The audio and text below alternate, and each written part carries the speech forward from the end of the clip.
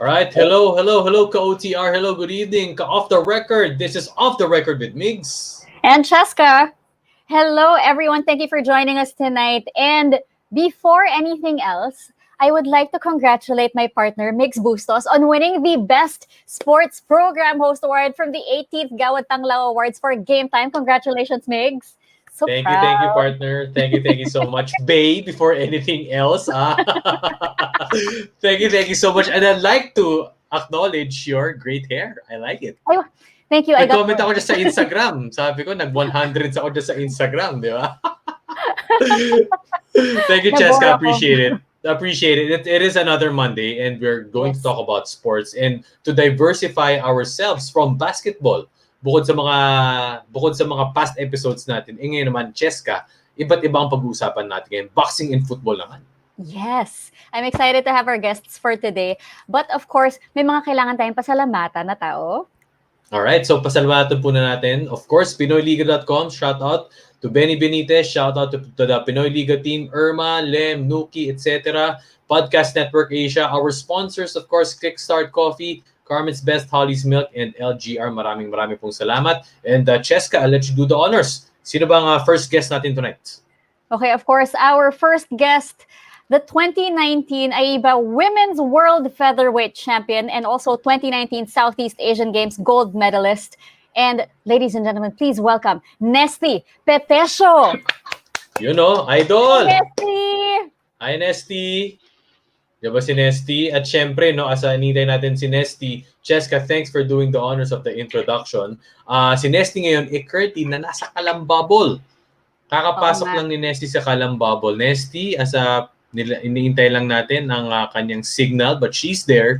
Actually, guys, for context, Nesthy is one of the 3 athletes. If naalala nyo sometime noong 2019, nung pumutok sila Carlos Yulo, nung pumutok sila EJ Obiena, si Nesthy yung pangatlo doon. Siya yung isa sa mga pumutok na athlete that won gold medals in their respective, kumbaga sa basketball, FIBA World Cup, kung sa ibang sports yan, the biggest sporting events sa kanilang mga respective sports. So we're just waiting for Nesthy.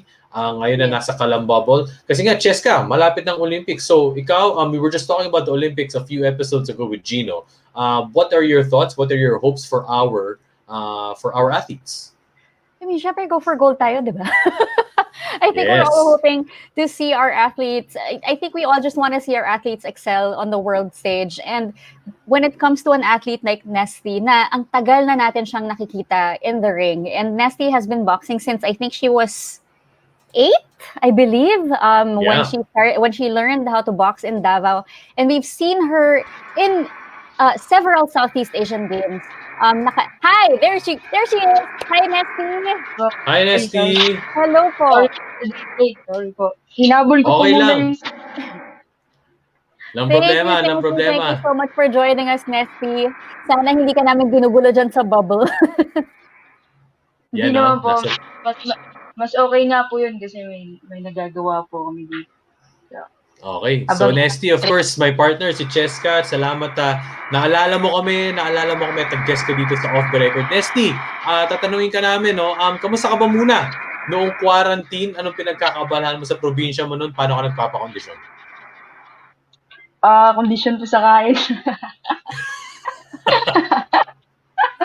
Ayun po, nung umuwi po ako, nahilig po ako mag-hiking. So, yun po yung nakahiligan ko. Yun po talaga yung gusto ko nung nasa team pa ako. Na kapag nasa loob kasi ako ng team, kapag nag-training talaga yung focus ko. So, nung pag-uwi ko, nung nasabing ang dami dong magandang places po sa Davao del Sur. So, tinry ko pong mag-hike. Yun po yung kumbaga, dun ko din po siya sa cardio po. So, ganda po. Yan ang nami-miss ko. Because hilig ko rin talaga mag-hiking, mag-camping. Pero since the pandemic, parang hindi ko na siya nagawa ulit, ever. Pero, syempre, Nesthy, yung ano nga exactly, ikwento mo sa mga viewers natin kung ano ang pinaghahandaan mo dyan sa bubble. Yun po, madami po kaming nag-i-aim po na makakuha pa po ng slot sa darating na Tokyo Olympics po. yun po yung pinaghahandaan po talaga namin na makahabol po kami sa mga nakapasok na po sa Olympics po. So far po, medyo tiis-tiis po muna dito na naka-quarantine po muna kami sa kwarto kasi inaantay po yung ibang results po ng test po nila. Tapos yung iba paparating pa din po. So, sunod lang po sa kung ano po yung protocol po dito. Nesthy, tanungin ko lang, no? Kwento mo naman sa amin yung naging nangyari sa'yo. Yung nga, sabi mo nga, nag-hiking ka, nagpaka-bakasyon ka muna ng konti sa Davao del Sur. Pero siguro noong mga December, paano ka ba nagpasko? Paano ka nag-New Year? Tapos, matagal yun na bang alam na papasok kayo sa bubble? Paano mo pinaghandaan yun? By October pa lang po, sinabi na ni Coach Boy sa amin na may bubble training na dong mangyayari. So, kumbaga, baka hindi kami mag-Christmas sa pamilya namin. So, syempre, medyo sabi ko na, ay, sayang naman kasi konting panahon na lang magpapasko na. So, tas inform kami ulit kasi medyo na-delay by November. Tapos, sabi na first week daw ng December, balik na kami ng Maynila. So, medyo nakakadismaya ulit kasi sabi ko, konti na lang eh. So, Pasko na talaga. So, sabi ko naman na kung ano yung decision nila, kung anong gusto na, wala naman pong problema sa amin kasi kami naman kapag sinabing ganito yung schedule ng flights niyo, so, dire-diretso lang kami. Kumbaga, sunod lang po kami. Yun po yung nangyari doon nung nasa probinsya po ako. Tapos, yun nga, nung nag-Christmas na po, kumbaga, hindi ko talaga naiwasan yung lechon. Pakatotoo lang! Okay lang naman yun. Mas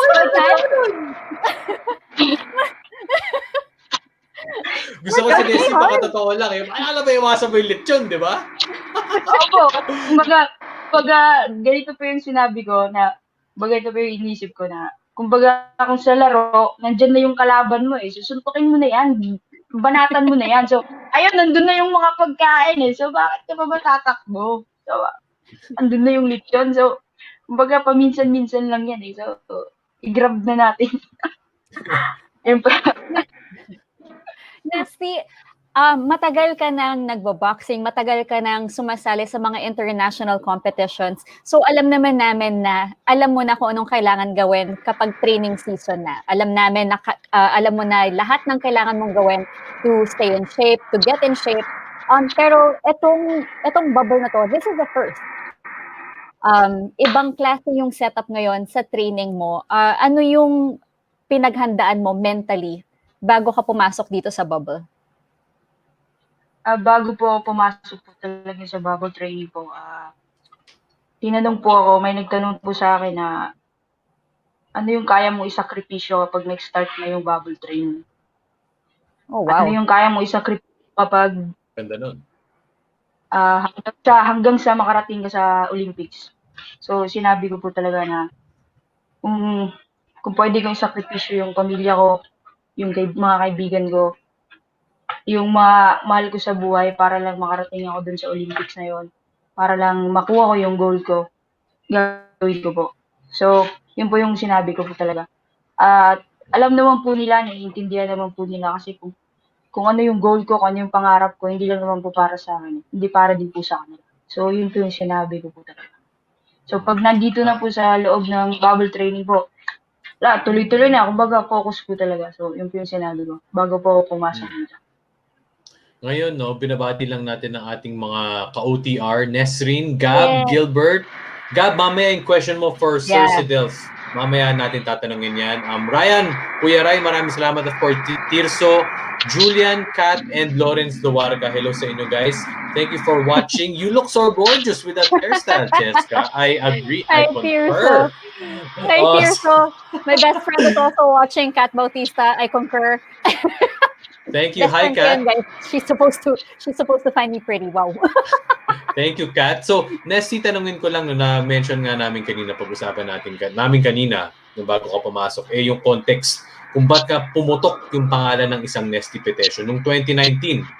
Di ba? Noong 2019, nung nagsabay-sabay kayo nila Carlos Yulo, nila EJ Obiena, ikaw nga, you are the second woman to win that IBA World Gold Medal. Ang una nun, si Josie. si Josie. Josie po. Di Josie ba? Gabuco sa 2012. Yes, Josie Gabuco, 2012. So ngayon, ang kaya ko naman nasabi, natanong ko, gano'n na yung pagbabago? Nung talagang pumutok ka sa limelight, nung pumutok yung women's boxing sa limelight, gano'n nagbago yung buhay ninyo, yung recognition ng women's boxers hanggang ngayon? Siguro po, sa akin po, sa side po ng pamilya ko, sa pamilya ko po, ang laki po ng pinagbago. Kumbaga, yung tingin po ng tao sa akin, sa amin, kumbaga, nasa taas na eh. Kumbaga, kahit pa paano nakaangat na kami. Pero, para po sa akin, wala eh. Kumbaga, kung ano yung dating ako, dating kami, ganun pa din naman po. Kumbaga, wala pong pinagbago. Kumbaga sa akin, pangalan lang yan eh. Kumbaga, world champion lang yan eh. Kumbaga, sabay-sabay, nakadikit na po siya sa akin, pero hindi po kailangan magbago po ako or kung ano yung tingin ng tao po sa amin. Kasi, ganun pa din naman po kami. Nakaangat lang po kami. Nagkaroon po kami ng sariling bahay po namin. Nagkaroon po kami ng lupa. Binigyan ko po yung pamilya ko. So, pero, same pa din po ako kung ano yung pagkakilala po nila sa akin, ng mga taong malapit po sa akin. And very well-deserved naman lahat ng nakuha mo through all your hard work dito sa boxing. But syempre, alam din natin na hindi siya naging smooth sailing. May mga years na naudlot yung mga pinaghahandaan mo. May time na tinanggal ang women's boxing sa SEA Games. I think that was Malaysia. And then, syempre, nagpe-prepare na kayo for Tokyo 2020. Biglang nagka-pandemya. As an athlete na alam mong every single day, pinaghihirapan mo yung training, hindi na madali mag-stay on a diet, na kailangan kumain ng tama. When you are faced with those situations na yung mga pinaghahandaan mo biglang nawawala or napopostpone, paano mo na-disappoint ka ba? Na-discourage ka ba? Ano yung mga naramdaman mo in those moments? Hindi ko inisip po yun sa akin eh, kasi hindi pa ako nakapasok nga po hindi pa ako nakakuha ng slot sa Olympics. Kumbaga, mas nag-care ako dun sa mga na-qualify na po.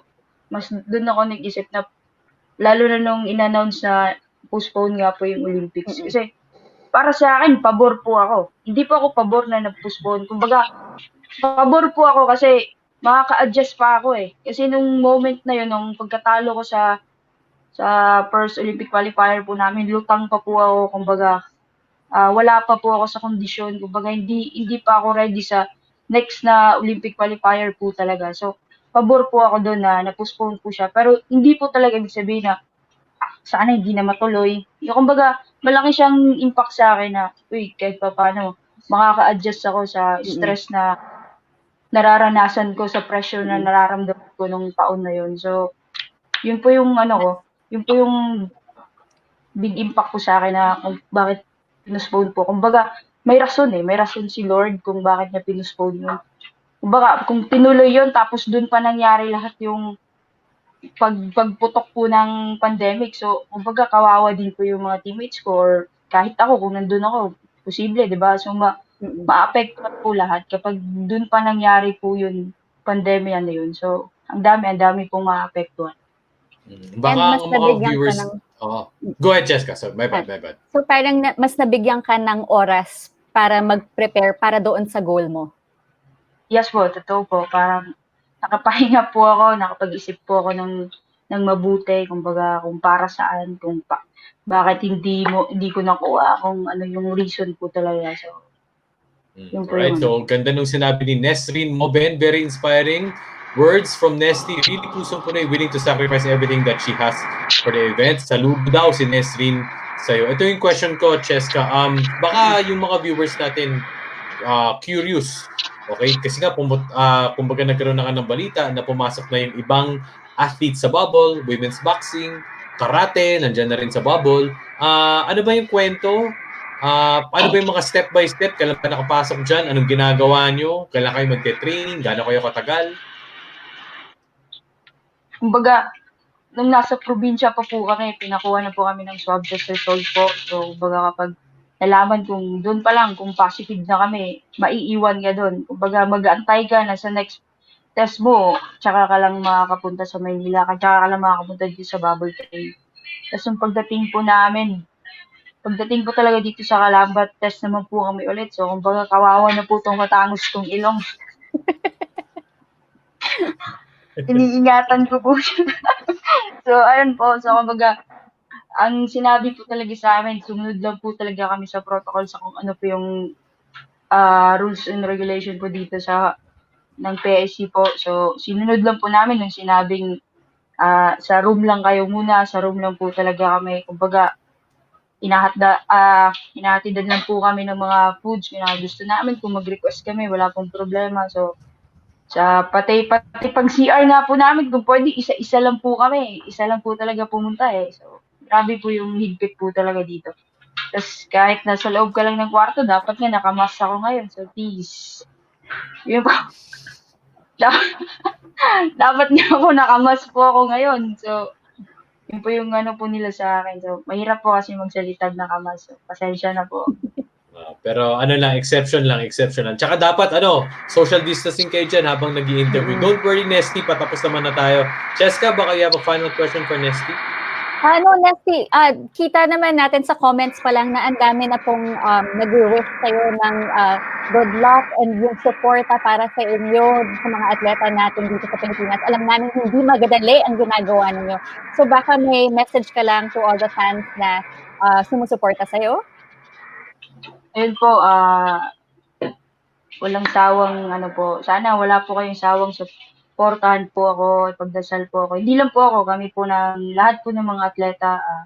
Maraming salamat po sa inyo at lagi po kayo nandyan, especially po sa family ko, sa mga kaibigan ko. Nanonood po sila ngayon. So, thank you sa walang sawang suporta po ninyo. Sobrang laking tulong po yun sa amin. Hindi man po namin nakikita yun, pero nararamdaman po namin yun. So, thank you po at ingat po kayo lagi. Lastly, mayroon akong follow-up, partner. Nesthy, hanggang kailan kayo dyan? Tapos ano yung Olympic qualifier na ina-eye mo ngayon? Yun po, hindi po siya ganun kadali yung Olympic qualifier ko kasi world po to. So, mabigat po talaga kasi world Olympic qualifiers to. So, baga dalawa yung pinangahawakan ko dito, yung ma-maintain ko yung pagiging champion ko o holder ko po, ako pong may hawak doon, then makapasok po, makakuha po ng slot sa Olympics. So, medyo mabigat po siya, pero syempre, puso lang nga daw eh, sabi ng Gilas eh. Correct. Kailan yun, Idol? Kailan? Sa May or June po, yun po yung sabi sa amin. So, May or June. Okay, so bahaba pa. Saan? Wala pa? Paris po yung sinabi sa akin nung last year. So, sana doon kasi bucket list ko po yun. Number 1 ko po bucket list yun. Ay! Nice. Sana nga doon! Sana po doon talaga kasi syempre iba po. Baka pagbalik mo nag-madame ka na, nagpe-French ka na. Paano? Alright, so maraming salamat. Thank you for being cool. Maraming salamat. Thank you for accepting our invitation. Yes. Nesthy Petecio. Thank you, salamat. Nesthy. Wishing you the best of luck dyan. Maraming salamat, Nesthy Petecio, for joining us here on Off the Record. Alright, so Nesthy Petecio, sinamahan tayo dito. We will just take a very, very quick break and we will introduce our next guest as we will talk about Philippine football.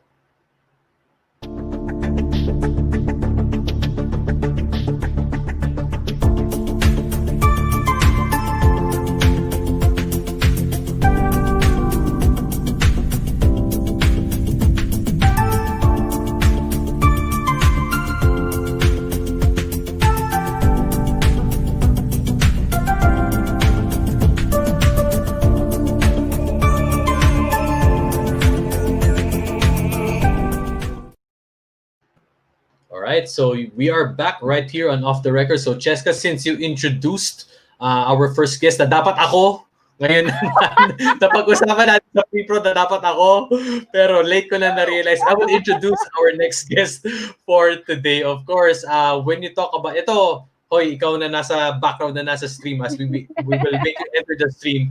When you talk about Philippine football, hindi ka kinukuking, the first journalist that comes into mind is this guy, Cedelf Tupas. What's up, Cedelf? What's up, buddy? CPT crossover. Happy New Year, bud. Hi, Happy Cedelf! New Year. Happy New Year, Cesca. Happy New Year, Migs. I'm glad to be here.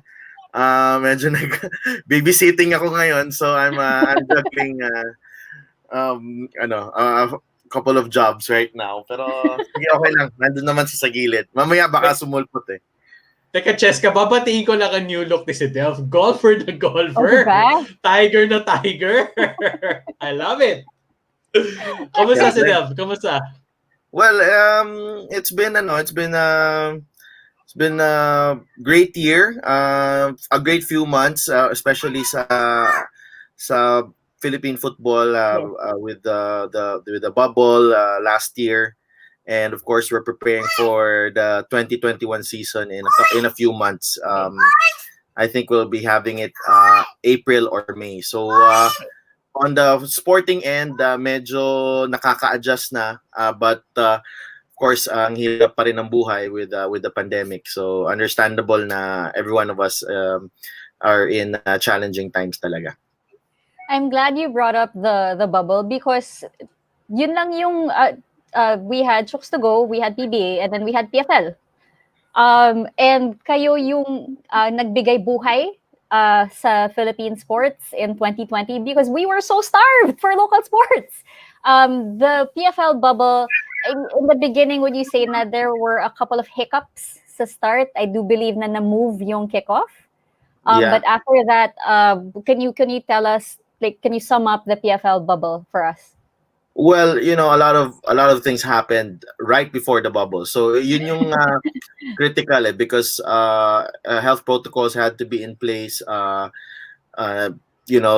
players and actually the doctors were just as important as the players. Yung medical team ng PFL, they were both accredited by FIFA and AFC, and also sila, because of their help, na natuloy nga itong PFL bubble. Of course, arrange din yung Games and Amusements Board. So ang dami eh. It was a total team effort. Holding the bubble itself was a success already. No, ang hirap nun ma-pull off because ang dami nga, no. And then we mentioned that we had a few positive cases in the bubble na-extract naman before the kickoff. So it was a tricky scenario, but because of the protocols, naging madali ang ang pagsolusyon doon sa sitwasyon na when the PFL had that positive cases. Was it easy, Cedelf? Well, lack of a better term, but of course when you would kumbaga kung i-gather mo lahat ng football talent sa Pilipinas, when you want to make them sign on board, guys, bubble tayo sa PFL. Was it easy? Was it a challenge in that sense? Na syempre marami kang kailangan sundan na health protocols. Well, the thing about the Philippine football community, it's not as big as you had hoped for, and because it's not that big, everyone feels they have a stake in the sport. So gusto nila, if you want something to happen, madaling i-rally around itong grupo, itong mga stakeholders ng Philippine football. And that's what we saw itong PFL bubble, because everyone was united, everyone was cooperative just to make it happen. And nakita natin yan with even with yung Maharlika Manila nga, no, of Anton de Rosario. They were very important then to the success of the bubble kasi nga if they did not join the PFL, no, 5 lang ang club, so medyo mahirap din yon, no, and we wouldn't have a league possibly kung 5 lang. So a lot of things had to fall into place, but the beauty about the community is that when the going gets tough, it really bands together and shows that it is a very resilient and very united bunch. And To make the bubble even more fun, I have to commend Anton Del Rosario and Stefan Schrock for this never-ending battle on who is the better player, who is the better team. Well, we know what happened there, but that was such a fun way to get people interested in the bubble as well. But now we also have a comment. We have a question from Gab. Just asking Sir Cedelf if may plans na ba yung Philippine football team na mag-training bubble na rin for AFC competitions pag nag-resume na? Right now the situation is that even I think with the protocols right now, even the training should be held in a bubble. So we do have two clubs in AFC competitions. United City FC, the champions, they are going to the AFC Champions League. We got the schedule, I think just today that but hinihintay pa nila yung mga kalaban nila. Kaya is also there, but Kaya will have to go through the preliminary stage. So kailangan nilang manalo dun muna sa preliminary stage. But United City is making history because they're making it to the group stage outright. So I think centralized competition yon in April. Hindi pa natin alam yung venue, hindi pa natin alam yung kalaban nila. But right now the clubs are trying to put together just a squad really, because a lot of the players have gone home. Stefan Schrock is now in Germany, so and daming factors that have to fall into place for this because of the situation as well. No, mahirap talaga yung pandemic and the uncertainty because for us in the league, ang hirap din makapag-decide kung kailan talaga agad mag-resume after that bubble kasi there are a lot of moving parts with the pandemic. May vaccine na, itutuloy ba natin if may vaccine? Will the clubs compel their players to take the vaccine or not? No, may mga ganong decision na kailangan masagot. But right now, ang goal of the league, our target date is April and May na makapagsimula with the Copa Paulino Alcantara. It's a short competition muna, and then we'll have the league competition later in the year. So dalawang competition yan, unlike last season na it was a very fast tournament, no? Parang 2 weeks yata tapos na kaagad ng bubble. But as it stands, if it's in the second part of the year, maybe we have a greater chance of having kahit hindi na magbubble, no, closed circuit format. So because the bubble is very very expensive. Alam niyo yan. Ang PBA, I'm sure alam nila yan. Sa PFL, kahit 15 days lang yun, mahal din yun. Yeah. Magastos. Yeah. Siguro for the context of our viewers, no, as we, of course, that's why we're talking about football is sabi mo nga, hindi siya ganun kalaki, but we want to make it big. And the outlets like this will make it big if we just, include it in the part of the conversation. Besides the sport, we have to develop the icons also. Diba? Para say which players impressed you the most, at least not just for the bubble, but siguro just for the recent years, and why? Bakit sila kailangan makilala ng tao? Well, the irony of what happened to Philippine football, especially yung national team, is that kung kailan sila lumakas, dun sila medyo hindi nag-wane yung popularity nila. No? After Phil and James, ang husband, medyo kukonti na lang kilala, even Chiefy Caligdong. No, nung nag-retire siya, parang wala na tayong alam na local na player. But there's an abundance of talent right now in Philippine football. No other player, I think, has carried the torch better after the young husband era. But Stefan Schrock, syempre, no, he's an icon, and he's done his job on and off the pitch. Kumbaga, he has taken on that ambassador role for the sport. And that's what's great about Shocky, because in-embrace niya talaga yung role na yan. But a lot of up-and-coming players have shown that they can carry the torch for the next generation. Someone like Harvey Gayoso, na naglalaro for the Ascas development team, played for Ateneo. And this time, ito si Harvey, he is may affinity ka because he grew up here. He's a homegrown talent, and he played in the UAAP. And he is, and what I like about him as well is he's very candid, that very honest with his assessment sa sarili niya, that he knows that he needs to improve to make it to the next level. And kahit he nagdo-dominate sa UAAP, he knows na kailangan niyang kung gusto niya pang maging successful dito sa football, he has to work harder. And he has that chance with a impending move to Thailand with Muang Thong United. So ang daming Harvey, to me, as a homegrown player, siya ang pwedeng tingnan itong mga young and aspiring players natin. But if you want, in terms of body of work, you have to give it to Stefan Schrock, no? So yung siya kailangan ng tingnan din ng mga players natin. But also, ang nakakalungkot na dito is that some of our biggest, homegrown talents are actually not here in Philippines, na makita ng mga bata natin, mga players natin. Patrick Dato, Amani Aguinaldo, nasa Thailand sila. So it's also a good sign, but at the same time, nalulungkot ka kasi you want them to play in the league to showcase their talent, but it's also good for them because it will benefit them and step up yung kanilang level doon. So it only benefits the national team pag bumalik sila sa ASCAS every time they play for the ASCAS. And we have to, again, give credit. I've known Anton Del Rosario since high school. I mean, I met him when we were young, and like, woohoo, party, let's have fun, whatever. But I really have to give him credit, because the way this guy has also tried his best to promote Philippine football.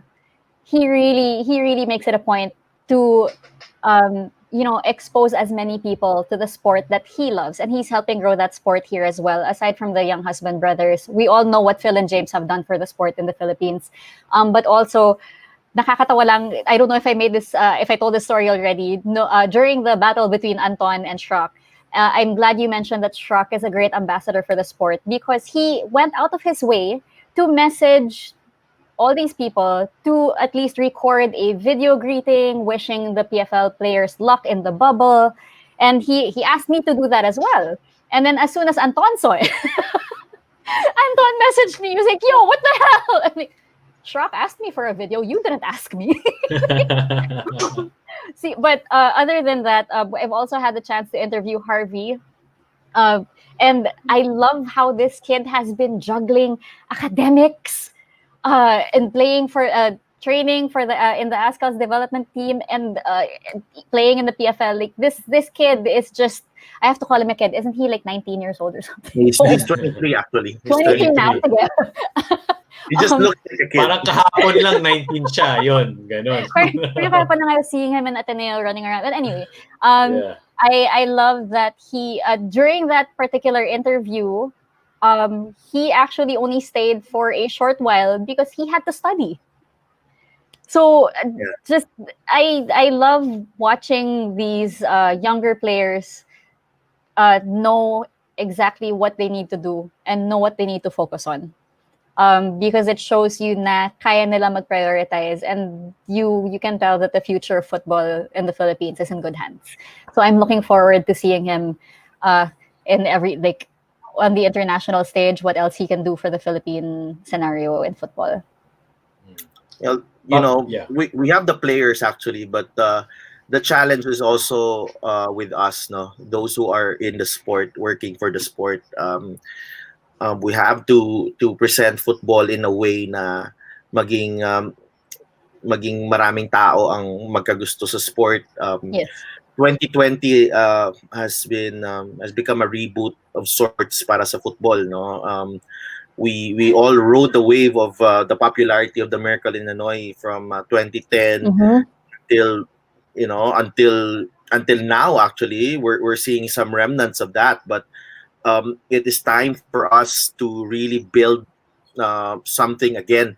And me personally, I've taken on the challenge na, to move on to another organization to work here in Philippine football, because I believe in the sport. I believe it can, it can change lives. And not only that, the sport has also given me a lot. No, ang dami ko na ring na experience sa buong buhay ko na parang feeling ko hindi ko ma-experience kung hindi ako nag-cover ng football. So, the sport is really in good hands in terms of talent, but also on the part and the administration side, you have I can assure everyone following the sport that you have some young, dynamic, and very determined people who will be working for the good of the sport for many years to come.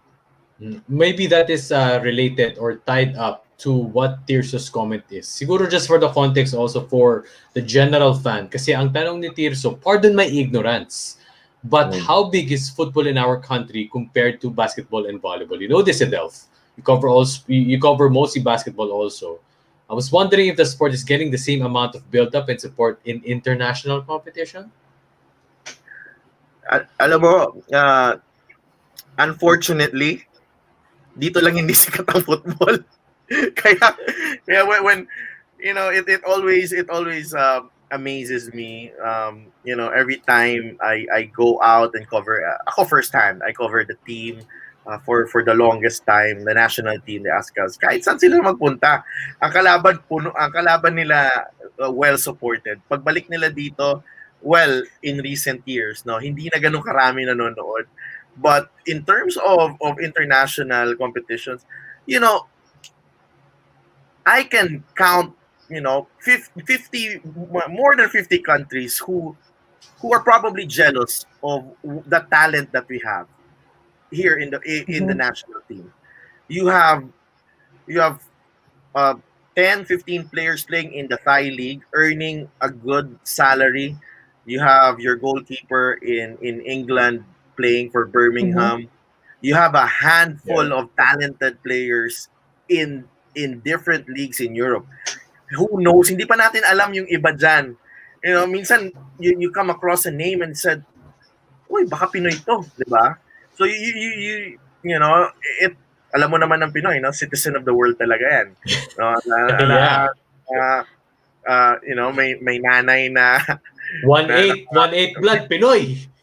Married a German, and that has been the story of the team. Every time I cover abroad, I get to meet journalists and they talk to me about the national team. They are left, in awe sa sitwasyon natin that, and if we had these talents, playing for a football mad country, if we had someone like Neil Etheridge playing for, let's say, for Thailand, diba? Oh my goodness, he would be mobbed as soon as he stepped out of the plane. Ganun siya kalaki all over the world except the Philippines, and that's something that we have to build for a long time. I'm glad that people, players like Anton have done their share. Shiraki, Phil and James also left their legacy, but it is really needs a big community effort. Needs some help with media as well. I think you hope that with what the PFL and the PFF is doing, it gets more credibility. It builds the brand, ng football again, and that it attracts more sponsors, and it gets more visible on TV, so that makita lahat ng masa, and destroy that notion that this is an elitist sport. It is actually a sport for everyone. Pwede kang mag-drop lang ng bola dyan sa gilid ng kalye at pwede na kayo maglaro. And nakita natin yan with Tondo FC, na players nasa team ni Anton, with MJ Libre. We're trying to build dreams here. Na football is a way out. Football is a way out of poverty. Football is a path to a better life. There's a future in football. So that many kids will take up the sport. I wish everyone got to experience the atmosphere in Bacolod in 2011. I remember, no, because yung ticket mo, nakakuha ka ng ticket mo. I had to go. I flew out literally just for that game. I had work almost every day that week. Pero as in talagang sinabi ko, hindi pwedeng wala ako sa Bacolod. Manonood ako, and then I'm gonna come back for work. That was, I was in the football varsity in high school. Obviously, I didn't have a very long-lived career. I ended up talking about it for a living instead. But football will always be close to my heart. So and I'm so glad I was a witness to the rise of the Ascals, even before the Ascals became that popular. I remember when they came back from the Maldives and Anton was like, "Oh, I'm gonna be hanging out with my friends. I haven't seen you in a while." And then I'm like, "Wait, what? Where did you guys come from? You played where? Who?" And this was, I think, 2008, 2009. 2008. Yeah, parang they came from the Maldives. And I was like, why isn't anyone talking about this? And then next thing you know, 2010, 2011, they just exploded onto the scene. And I remember wishing na sana ganito yung football atmosphere when I was still playing. Because I never got that. But I got to live that as a fan. And I remember na parang I could hear people all around me in Bacolod just screaming and holding Philippine flags and just waving to the players. And alam mo yung kulang na lang umiyak ako. Kasi again, it's different. It's different when you know that an entire country is with you in supporting one particular team or these athletes or anything. And I hope that people get to experience that again. And I hope that that experience is here to stay. Curious ako, Papi Cedelf. Bakit yun nga, from that 2011 as the experience Jessa was talking about, pardon me, but bakit hindi siya na-sustain? Bakit hindi tuloy-tuloy yung wave? It is a lot of factors. You might feel that some might say that people who were running football in this country felt it was going to go on forever. May mga ganong feeling. There was a feeling of complacency na, if sige, laro lang tayo, no, let's not market the sport, let's market the sport, pero hindi naman talaga masyadong nagbuhos sa marketing and promotions. Me personally, as a journalist, I was just, I was doing my job, covering the games, covering the team, and promoting in my own way. But the fans in the Philippines, they are a bit, hindi natin yung behavior din ng fan behavior, it's also part of the culture. When it's not ingrained in the culture, it is going to be hard to convince people that this is it. I admire what volleyball has done. That they have, they have formed this huge fan base. Football had that for a while, but hindi siya na-sustain and it boils down also to promoting the game and creating more heroes. But Migs, it's what we might point out to a lot of missteps in the past 10 years, but there have been so many good things that has happened for the sport in this country. So many jobs created, so many infrastructure built. If that miracle in Hanoi did not happen, siguro hindi ka makakita ng football field in some areas here in Metro Manila or in other parts of the country. So it has been neglected for quite a long time before 2010, and those years of neglect, I think parang pinagbayaran din natin lahat. Before 2010, 'di ba? Sabi nga ni Cesca, hindi natin alam na may laro eh. Mm-hmm. So those years of neglect, parang we had to pay our dues eh. And we're still paying our dues with regards to elevating the sport. So kaya sabi ko, kailangan talaga that the whole community rallies behind the sport para maangat talaga to. It's not just going to happen overnight. So I don't want to dwell on the past, but there were very harsh lessons that have been learned, and we're trying to apply that dito sa mga nangyayari ngayon with with a bit more no, we're trying to squeeze more from the less na nakukuha natin na ngayon sa Philippine football.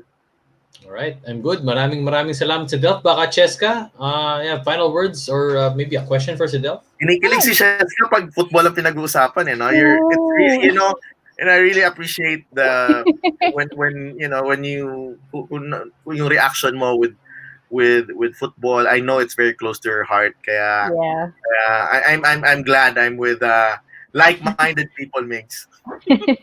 Salamat Cedelf. Salamat for crossing over to Off the Record to talk about Philippine football. Cesca? Thank you so much, Cedelf. Just for the viewers, what do we have to look forward to in Philippine football in the coming months? Well, this is going to be actually what's sad is that hindi pa rin tayo makakapag-hold ng mga youth competitions because of the pandemic. But as far as pro Philippines Football League is concerned, you might expect it to start in the summer, and I think there will be a couple more teams joining, so that makes it 8 clubs participating for this season. That is still under wraps, so hindi pa namin alam, hindi pa namin ma-reveal, but I think Commissioner Coco Torre is talking to a few clubs to join the league, the competition. So parang dadami naman yung mga sasali. AFC Champions League for United City and Kaya. AFC Cup possibly for Kaya if they don't make it to the Champions League. ASCALs in June. There is talk that it might be held in China under a bubble format. They still have 3 matches for their World Cup qualifying. This is for the 2022 World Cup and the 2023 Asian Cup. So baka dun ang ASCALs sa China maglaro ng kanilang mga games for that. And Suzuki Cup late in the year. I don't know how they're gonna pull it off because they wanted to be home and away. But also we have the I think Southeast Asian Games also, where you'll have I think some of the players in the ASCA's development team representing the country. So kahit may pandemic, yung football buhay na buhay dito sa Pilipinas. All right. Papi Cedelf. Thank you so much, Cedelf. Thank you. Hindi lang pang football yan, pang basketball, pang golf, pang all around yan. CPT crossover. Papi CPT, baka may gusto kang i-plug, may gusto kang i-promote, etc. Well, I just I just hope that everyone's okay. Migs and Cesca, I like what you've been doing, guys, no? Especially ikaw, Migs, no? Matagal na tayo magkaibigan, and we've had so many conversations about how to do things and how to create more engaging content, and you're doing a great job.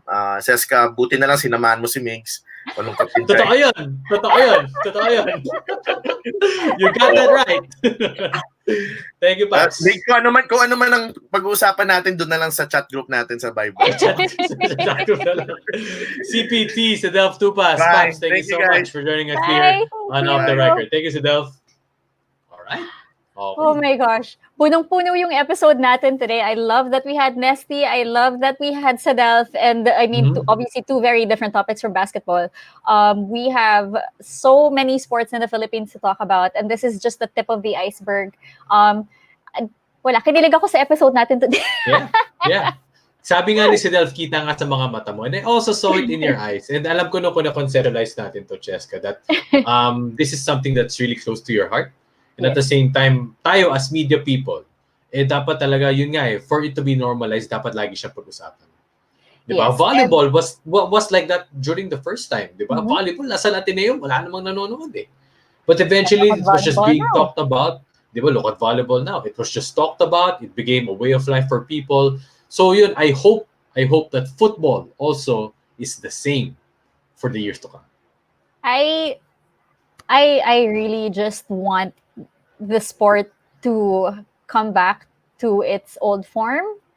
We saw what happened in 2010, 2011, and I know na mababalik din yan. We just need to, yun na nga, sinabi ni Cedelf na 2020 was kind of a restart. So hopefully na they take lessons from past experiences and use it to build the sport in the country. And to Nesthy, oh my gosh, ang dami niyang magandang sinabi. Oo, Kinilabutan kulit ako. no? Kinilabutan ako sa Kulit nagtanong sa no? kanya, anong kaya mong isakripisyo? Totoo That yun. was such a good anecdote. But of course, thank you also to everyone who joined us tonight. Tirso Nesreen, Bernardo says good evening po, Sir Idol Migs. Mai is also watching. To everyone who sent in their comments, thank you so much. Oo nga. So guys, meron pa kaming konting minutes. So if you guys are still there, type lang kayo ng anong gusto nyong message tapos isa-shoutout natin yan maybe in the next minute because we still have a few minutes One left. minute. 1 minute to banter. So yun nga, thank you guys for joining us here. I believe, Cesca, this is our 8th episode. If hindi ako Is it nagkakamali. already? Wow, no? 8 weeks na, no? 7th or 8th Na ba week. tayo? Oo. 7th na. Thank you, Oo, Lab. 7th na. Sila may 7th na. nag-update sa atin. 7th na. All right. Wow. Ang bilis lang ng oras. And Yeah. wow, what do you know? Thank you for asking me to join this show, Migs. Thank you for coming. Ano siya, it's seamless, it's fun as we just get to talk about sport. Di mo alam, 56 minutes na pala. Tirso, hello, thank you for watching. And yan, guys, next week, teaser tayo next week. Cesca, ano bang Yes. topic natin next week? A very dear friend of mine is joining the show. Since 2020 was a rather quiet year for us sportscasters, I got to bond with this person online kasi wala kaming ginawa kundi maglaro ng Warzone, Call of Duty, Battle Call of Duty. Royale. So next week, we are going to have Carla Lizardo joining us. She's also a PBA courtside reporter and she's a streamer. She's an online gamer. And we're so excited to talk about the world of online gaming here in the Philippines with Carla. So please watch out for that.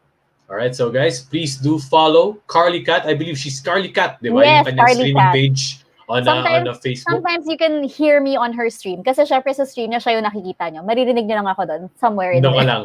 May natsot ka pala doon. Meron kang ano doon. Meron kang sound bites doon, Cesca. All right, so please do. Cesca, social media? Yes, of course. If you want to follow me, I am on Instagram and on Twitter at Checklit, CHECKLIT. And then my public Facebook page, nahihiya pa rin ako sabihin yung link. Wait, again, disclaimer. The Facebook page was made by a group of wonderful fans and I was only informed of the page's existence after a few months, almost a year yata. So please like the Cescaholics fan page. It's facebook.com/Cescaholics, CESCA, and then HOLICS. Okay.